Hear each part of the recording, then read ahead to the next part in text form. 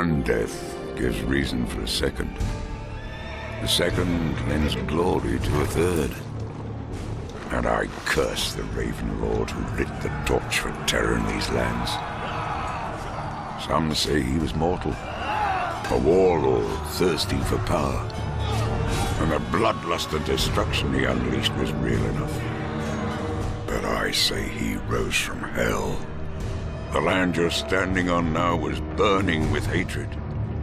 Humanity itself disappearing like smoke. Our salvation, our hope, it came from the heavens. A soldier, furious and magnificent to behold, mighty enough to challenge even the Raven Lord. A heavenly warrior to lead mankind in one deadly battle, and shining through the horror, such a weapon.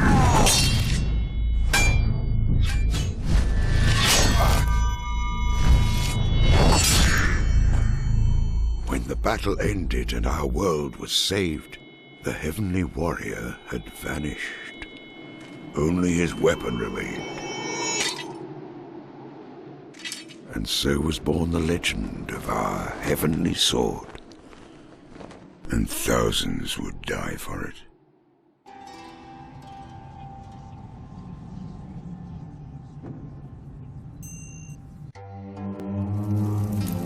As generations passed, the heavenly warrior lived on only in legend.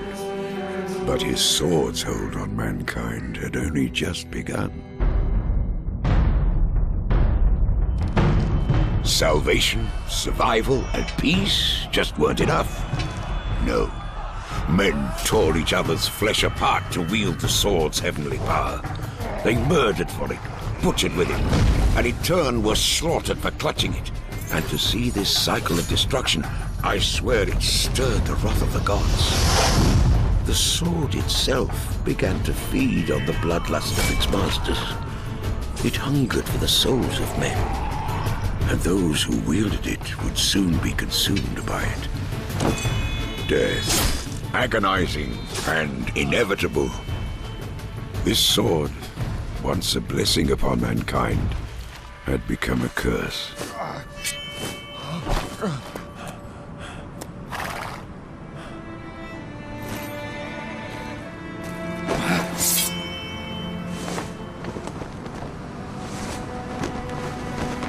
And that was the beginning of our clan's story. With those first nomadic warriors who forged our legacy and duty to be sole custodians of the sword, to keep it from the grasp of mankind, and so protect the world from its insatiable appetite. Our forefathers moved ever onwards, a symbol of hope for the land. So be proud. For years our clan sustained this tireless vigil, and as we roamed, we waited. Waited for a day of glory so long foretold, when the legendary warrior would return to these lands and reclaim his heavenly sword.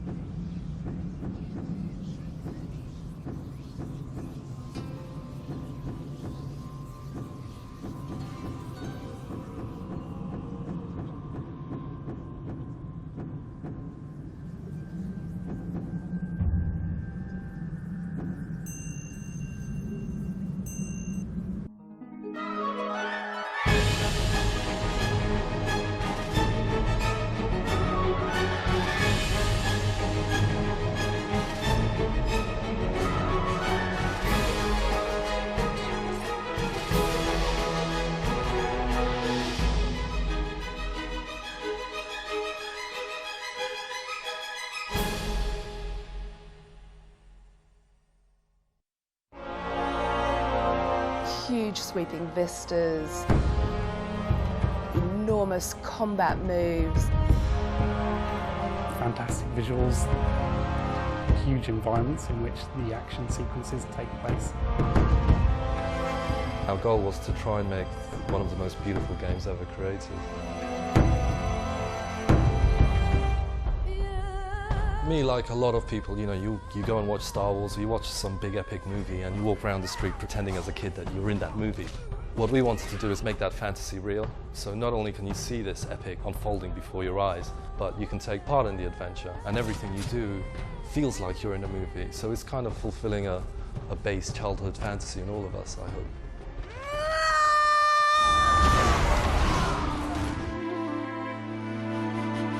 Heavenly Sword is the story of Noriko, our heroine. She is a very powerful, strong young woman wielding an enormous sword. She's fit. She's got wild red hair, this mane of red hair. Beautiful skin, big, gorgeous lips, dressed very scantily. She's the hero. The Heavenly Sword is an incredibly powerful and ancient weapon. While it makes her pretty much invincible, it's also killing her. She decides to use it because she's seeking revenge for all the death and devastation that evil King Bohan has wreaked upon her land. We've got a whole host of great characters in the game, from King Bohan, who's a maniacal despot, desperate to get his hands on the Heavenly Sword. Grant me power to send her back to the underworld. That was fun! Through to Kai, who's actually a friend of Noriko. And she's a secondary character. You actually get to play her in the game. She's got her own unique control system. The really cool sequences that we have in the middle of combat are called the super style moves. The hero will lock onto one person and perform this most fantastic single manoeuvre which will just obliterate their opponent and also the people around them. We look at lots of different styles of martial arts and see what we can take from them and just blend it all together to make some really amazing moves. The combat engine that we have in the game allows us to have scenes where she's got up to 2,000 enemies in front of her. With the new technology that we've got, there have really been no limits to what we've tried to achieve. This is a 5-year journey for us that's taken up to 100, 140 people, more if you include all the people working in New York, New Zealand and so forth. We've brought together an incredibly talented group of people from so many walks of life from all over the world. It's truly international development. I hope that people really enjoy the game, that they get really engrossed in it. It's big, it's dramatic, it's film-like. If you've ever wanted to be in a blockbuster movie, you probably won't get any closer to it than Heavenly Sword.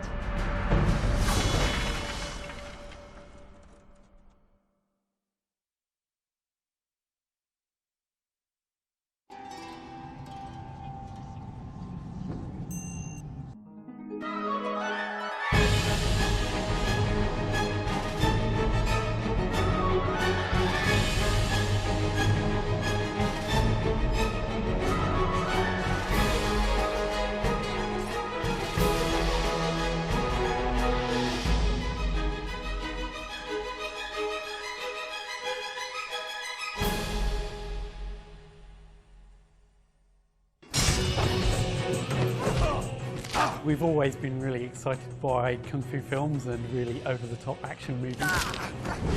That includes the whole genre, from Hong Kong movies to samurai movies to particularly wuxia movies. We even sat down every Friday just to watch some Asian Kung Fu flick.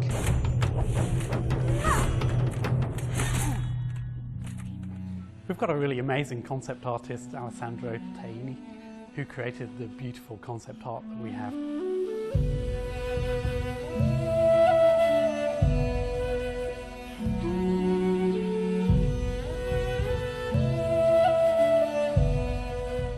The main task was to create a powerful, elegant girl, but still fragile, so like a human.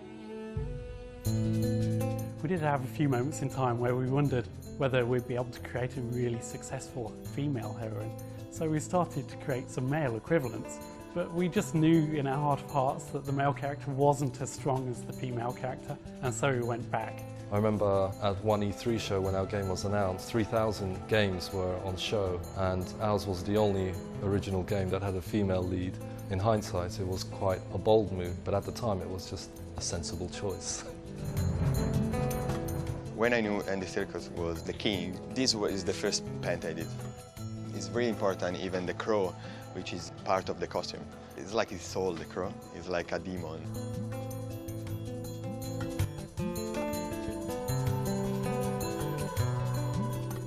These are the first sketch for Kai, which is the other little girl. The most important thing about Kai is the animation. I wanted something look like a cat and moving like a cat. So this is Kai, the archer. Before we started any in-game animations, we did a little style test. In the PlayStation 3, we can use arcs and tangents, which is kind of just the way we animate. So we get smooth, organic movements. Before it would look, but now you kind of get deceleration, acceleration. So you get what we call squash and stretch, essentially, in the animation a little bit. When we first started developing Heavenly Sword, we knew it was going to be a next-gen console game. But at the time, there wasn't even any development kit to begin working on.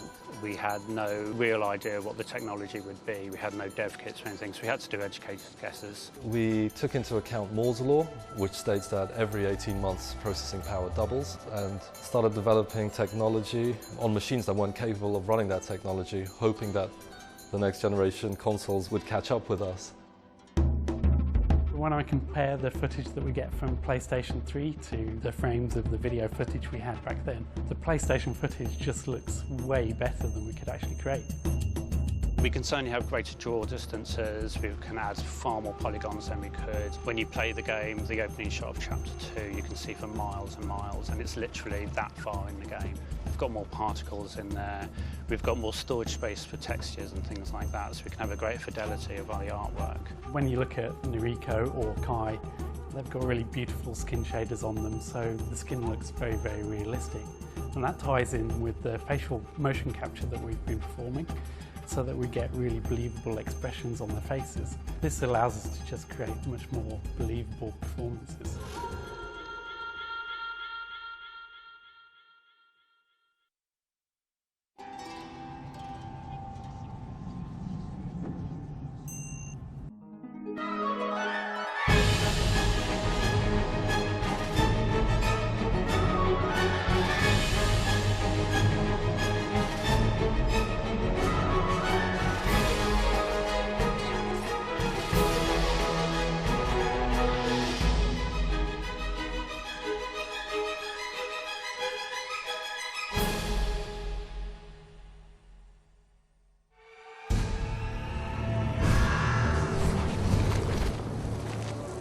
This girl! This beautiful girl stands in my way! We're working with Andy Serkis, who you may know as Gollum from Lord of the Rings or Kong from King Kong. He doesn't only play one of the characters in the game, King Bohan, he's also our dramatic director. The job of dramatic director it's quite wide-ranging. When you're casting, you have the conceptual artwork, so there's a pre-designed way that the character is going to finally manifest itself on screen. And yet you're trying to find the souls of these characters. Stop playing with her and kill the wretched girl! Oh, you poor little thing. Look! We cast a lot of theatrical actors because we knew that they had what the game needed, which was bold, interesting characters. Initially, I was a little bit confused because I don't understand much about the technology. You're very aware that you've got 60 cameras at all times picking up everything from every angle. I mean, there's no place to hide. And you think, well, so I'm a series of dots then. What they are doing is building up an entire virtual map of you and the emotional input and everything that you're giving them. And once you realise that, suddenly you think, well, this is a magic suit, because once I have this ridiculous outfit on, I can purely play and just have as much fun as I can possibly get out of it. Show me some action! The interesting thing about motion capture is how liberating it is for actors, because you can play anything. You're not restricted to your own physicality, your own face. You are allowed, using this medium, to go anywhere. Motion capture seems to really capture the essence of the movement, so much more than what a normal camera usually can. Technology nowadays does allow you to sculpt in the computer very similar to traditional sculpting. When you've seen the actors going through all these extremes of raising eyebrows and frowning, that kind of thing, we have to take that data and do versions of that ourselves. An angry face without these kind of wrinkle marks here on the nose and everything just isn't an angry face. It's only really with the PlayStation 3 development to allow us to have so many shapes to represent the skin, how it slides, how it wrinkles and creases. Stuart takes photos of us and photos of the animation of the character and superimposes them, and then takes what he wants of us and what he wants of the character, which works really nicely with like skin tone and things like that, so that then there's kind of an essence of you. What is your purpose, Noriko, exactly? To die valiantly? To shed blood for a worthless cause, perhaps? Well, whatever it is, it's over.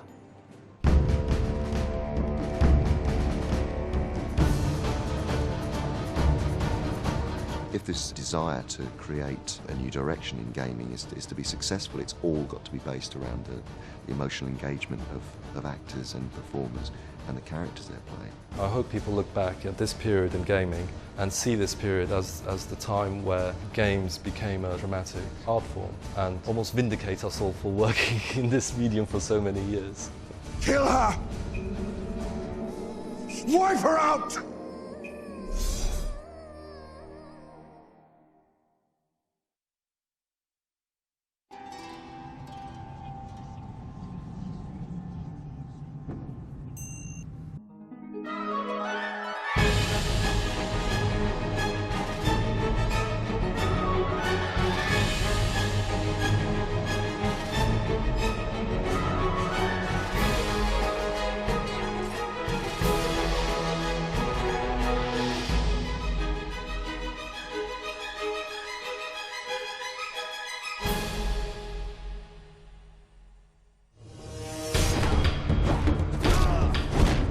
From the very beginning, we wanted to create a huge cinematic experience.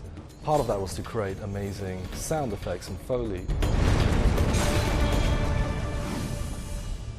I think sound effects are often the most overlooked area of game audio. They give the player the most information and the most connection with what the character's doing. We hired a Foley artist and we used him to generate all kinds of different sound effects and sound materials.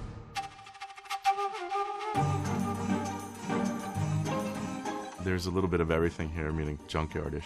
Every element you could possibly think of is here. Me and Marco have gone for runs out to flea markets and big garbage dumps, and we look for things that would work for the video game.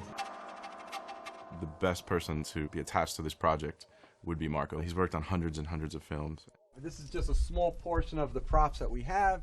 We've got metal buckets, we've got shackles, water effects, any kind of clothing that might need rustles or different kinds of jackets, different types of metal, gates, any kind of a sound we have. With a movie, you're starting with a little bit of something and then you either add to it or you sweeten something or you replace it. With a video game, you need to do everything. If you don't make it, you don't have it. We get movies from Tom, and we'll put it up on the screen in the Foley room, and we'll play it back a few times and see the motions that she's doing. A lot of the times they're not rendered completely, so we're dealing with some raw footage. And so I'll ask Tom, is she on stone, is she on dirt? We look at what is occurring in that actual movie, and we act out those sounds in front of a microphone. Nice. There'll be a list of things that we need to do. So if we have to run to a junkyard to find some big pieces of wood to throw around, or we have to run to a supermarket and buy some celery for bone breaks. I think watermelons are pretty overrated.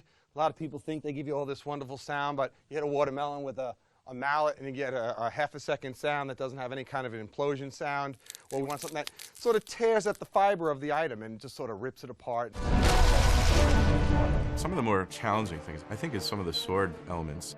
The sword's not just a weapon, it's kind of a character in its own right. It's the thing that we want to use to make the player feel the most powerful. We brought swords to Heavenly Sword that we got from Crouching Tiger. In Crouching Tiger, we actually did a pass at the beginning where we used crowbars and bats and all these different things, and Ang Lee came in and goes, you know what, we need swords. A challenging part of the game is the variation. Tom will ask for 2 or 3 different sword sounds. So if she's unsheathing her sword, there's going to be 20 or 30 of those sounds, so that you don't hear the same sound 30 times in a row. There's a chain sequence that happens with her sword when she uses it throughout the game. It's unique to Heavenly Sword. We went out and bought as many chains as we could, pulling back the chains, throwing them around, jumping up and down. I think we even threw on a tape measure for the extension sounds that we had. PlayStation 3 is a surround sound environment. Most films don't even go that far. It just adds to the fantasy of playing the game. Your senses are being pulled one way and another. We're trying to make it as an intense an experience as possible without making the player feel, whoa, that's not real. The more challenging the sounds are, the happier we are. And if we can convey that in the game and everybody's happy, then we did our job. And it makes it that much more exciting and happier.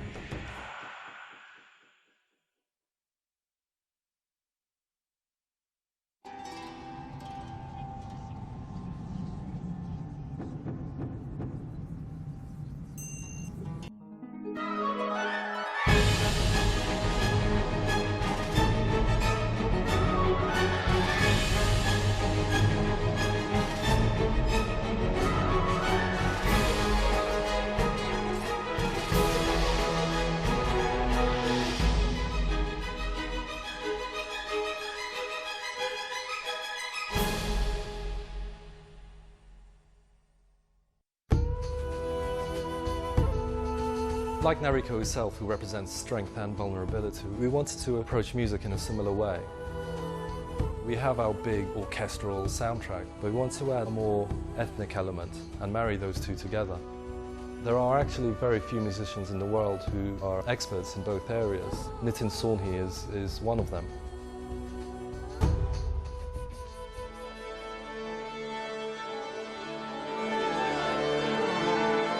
What we're trying to do is get together all of the music that I've programmed, but get it together in an orchestral way with the Prague Philharmonic. The most important thing with each of these pieces is to follow the feeling and the mood of what's coming out. This is the first time where I know that very few of the orchestra really speak fluent English, so there's a time lag working through an interpreter. But what's incredible about good orchestras is they require very little rehearsal time, just because of the experience that they've got.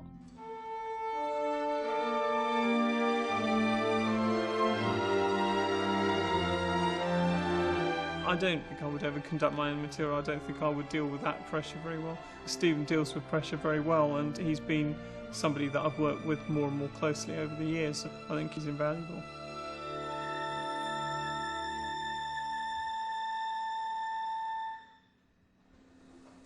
Thank you. Very good. I was approached originally with both images and script, and I also went up to Cambridge and spent some time at Ninja Theory, just watching some of the animators, getting a sense of their creative process. The images and the characters are so self-evident that it's very easy to write music for them. There's an evil king. There's a real sense of foreboding and darkness with his theme. There's a character called Kai who comes from a tragic background. Her mother was murdered before her when she was very young. There's also the main heroine, Nariko. There's a sense of pathos with a lot of the scenes that she's in. In combat situations, the music tends to be quite epic and has a lot of power to it. There's parts which involve Indian classical music. Sometimes Western classical orchestras are not so used to music that's completely rhythmically based. You have to really get into thinking beyond what is just written.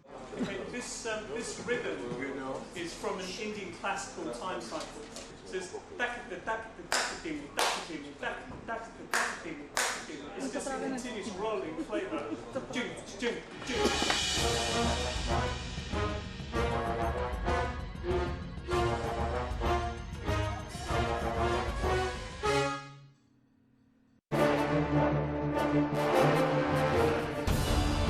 I think definitely the music has a sense of excitement to it and an energy that infuses it with a sense of momentum. So that's really what I was after.